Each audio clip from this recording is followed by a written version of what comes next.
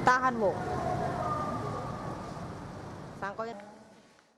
Seperti inilah kondisi salah seorang balita berusia 4,5 tahun bernama Ismail, warga Kelurahan Senalang, Kecamatan Lubuk Linggau Utara 2, yang harus menjalani perawatan medis di Rumah Sakit Dr. Sobirin karena menderita demam berdarah dengue atau DBD. Kondisi Ismail sudah berangsur membaik setelah menjalani perawatan di rumah sakit selama 6 hari. Menurut ibunya, Mariati, mulanya sang anak mengalami panas tinggi. Setelah 3 hari kaki dan tangan anaknya dalam kondisi dingin, namun suhu tubuh tetap tinggi. Ismail pun langsung dirujuk ke rumah sakit untuk segera mendapatkan tindakan medis. Panas tinggi. Terus 2-3 hari dingin. Dingin kaki tangan dingin. terus kita langsung rujuk ke rumah sakit.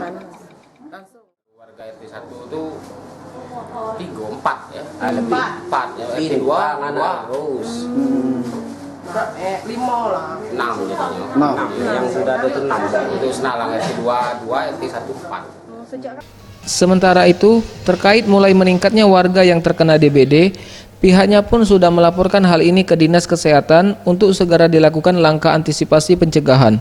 Tim Liputan, Sriwijaya TV.